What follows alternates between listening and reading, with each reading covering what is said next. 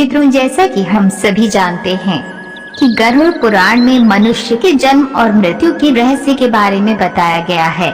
गरुड़ पुराण में बताया गया है कि मृत्यु ही कल्याणी की समय है और जब मृत्यु का समय निकट आता है तो जीवात्मा से प्राण और देह का वियोग हो जाता है।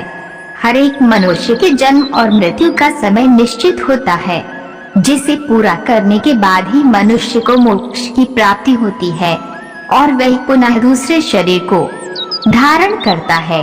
परंतु अब यहाँ ये सवाल उठता कि जब किसी मनुष्य की अकाल मृत्यु हो जाती है तो उस जीवात्मा का क्या होता है और अकाल मृत्यु किसे कहा जाता है। दोस्तों, गरुड़ पुराण में बताया गया है कि मनुष्य के जीवन का 7 चक्र निश्चित है और यदि कोई मनुष्य इस चक्र को पूरा नहीं करता है, अर्थात जो अकाल मृत्यु को प्राप्त हो जाता है, उसे मृत्यु के बाद भी कई प्रकार के कष्ट भोगने पड़ते हैं। परंतु सबसे पहले यह जानना आवश्यक है कि अकाल मृत्यु क्या होता है, अर्थात किस तरह की मृत्यु को गरुड़ पुराण में अकाल मृत्यु की श्रेणी में रखा गया है। गरुड़ पुराण के सिंहावलोकन अध्याय में बताया गया है कि यदि कोई प्राणी भूख से पीड़ित होकर मर जाता है या हिंसक प्राणी द्वारा मारा जाता है या फिर गले में फांसी का फंदा लगाने से जिसकी मृत्यु हो जाती है, अथवा जो विष तथा अग्नि आदि से मृत्यु को प्राप्त हो जाता है, अथवा जिसकी मृत्यु जल में डूबने से हो जाती है, या जो सर्प के काटने मर जाता है, या जिसकी दुर्घटना या रोग के कारण मृत्यु हो जाती है, वह अकाल मृत्यु को प्राप्त होता है। लेकिन दोस्तों, गरुड़ पुराण में आत्महत्या को सबसे निंदनीय और घृणित अकाल मृत्यु बताया गया है।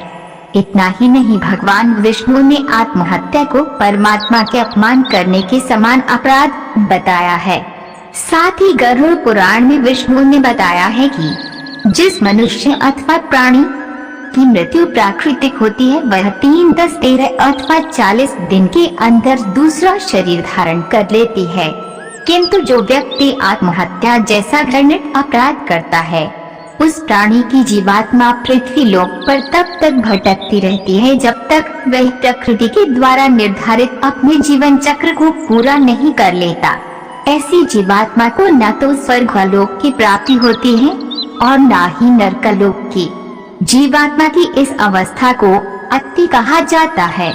इसलिए गरुड़ पुराण में बताया गया है कि आत्महत्या करने वाली आत्मा अकाल मृत्यु को प्राप्त होने वाले सभी आत्माओं में सबसे कष्टदायी अवस्था में पहुंच जाता है और अकाल मृत्यु को प्राप्त करने वाली आत्मा अपनी तमाम इच्छाओं यानी भूख, प्यास, संभोग, सुख, राग, क्रोध, दोष, लोभ, वासना आदि की पूर्ति के लिए अंधकार में तब तक भटकता रहता है जब तक कि उसका परमात्मा द्वारा निर्धारित जीवन चक्र पूरा नहीं हो जाता। परंतु अब यहाँ सवाल उठता है कि किसी भी प्राणी की अकाल मृत्यु क्यों होती है। तो दोस्तों, मैं आपको बता दूं कि इसका भी वर्णन गरुड़ पुराण में किया गया है, जिसके अनुसार जब विधाता द्वारा निश्चित की गई मृत्यु प्राणी के पास आती है तो शीघ्र ही उसे लेकर मृत्यु लोक से चली जाती है। प्राचीन काल से ही वेद का ये कथन है कि मनुष्य 100 वर्ष तक जीवित रहता है, किंतु जो व्यक्ति निंदित कर्म करता है वो शीघ्र ही विनष्ट हो जाता है। जो वेदों का ज्ञान न होने के कारण वंश परंपरा के सदाचार का पालन नहीं करता है, जो आलस्य वश कर्म का परित्याग कर देता है, जो सदैव त्याज्य कर्म को सम्मान देता है, जो जिस किसी घर में भोजन कर लेता है और जो परस्त्री में अनुरक्त रहता है। इसी प्रकार के अन्य महादोषों से मनुष्य की आयु क्षीण हो जाती है। श्रद्धाहीन, अपवित्र, नास्तिक, मंगलवार का परित्याग करने वाले, परद्रोही, असत्यवादी ब्राह्मण की मृत्यु अकाल में ही यमलोक ले जाती है। प्रजा की रक्षा न करने वाला, धर्माचरण से हीन, क्रूर, व्यसनी, मूर्ख, वेदानुशासन से पृथक और प्रजापीड़क क्षत्रिय नियम का शासन प्राप्त होता है। ऐसे दोषी ब्राह्मण एवं क्षत्रिय मृत्यु के वशीभूत हो जाते हैं और यम यातना को प्राप्त करते हैं। जो अपने कर्मों का परित्याग तथा जितने मुख्य आचरण हैं, उनका परित्याग करता है और दूसरे के कर्म में निरत रहता है, वह निश्चित ही अकाल मृत्यु को प्राप्त करता है। और जो शूद्र द्विज सेवा के बिना अन्य कर्म करता है वह भी निश्चित समय से पहले यमलोक जाता है। ये तो हो गई अकाल मृत्यु और उससे मिलने वाली कष्टों की बात। चलिए अब जानते हैं कि अकाल मृत्यु के बाद कौन सी आत्मा किस योनि में भटकती रहती है।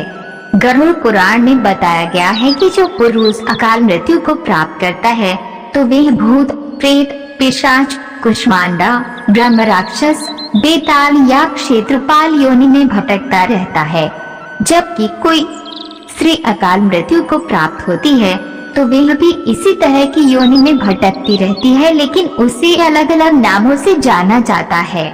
जैसे कि यदि कोई नवयुवती स्त्री या प्रसूता अकाल मृत्यु को प्राप्त होती है तो वह चुड़ैल बन जाती है। वहीं जब किसी कुंवारी कन्या की अकाल मृत्यु हो जाती है तो उसे देवी योनि में भटकना पड़ता है। इन सब के अलावा गरुड़ पुराण में अकाल मृत्यु के कारणों से मृत आत्मा के शांति हेतु कई तरह के उपाय बताए गए हैं।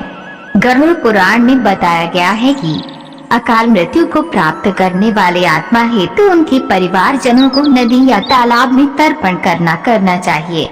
साथ ही मृत आत्मा की इच्छा की पूर्ति के लिए पिंडदान अथवा सत्कर्म जैसे दान, पुण्य अथवा गीता का पाठ करवाना चाहिए। ये कार्य कम से कम 3 वर्षों तक चलते रहने चाहिए। साथ ही वर्षी आने पर भूखे ब्राह्मणों, बालकों को भोजन भी कराना चाहिए ताकि मृत आत्मा को जल्द से जल्द मुक्ति मिल सके। वैसे दुर्घटना, रोग या अन्य किसी भी प्रकार की अकाल मृत्यु को रोकना तो हम इंसानों के वश में तो नहीं, लेकिन आत्महत्या को हम रोक सकते हैं। जब भी आपके मन में आत्महत्या करने का ख्याल आए तो उससे पहले उससे जुड़े परिणाम को अवश्य जान लें, क्योंकि अक्सर लोग यही सोचकर आत्महत्या जैसा कदम उठाते हैं कि उन्हें सभी कष्टों से मुक्ति मिल जाएगी, लेकिन अज्ञानता के कारण वो ये नहीं जानते हैं कि मृत्यु के बाद उन्हें वर्तमान में हो रहे कष्टों से ज्यादा ही कष्ट भोगना पड़ेगा। अगर आप हमारे चैनल पर पहली बार आए हैं तो कृपया हमारे चैनल को सब्सक्राइब करें, लाइक करें, सपोर्ट करें। धन्यवाद।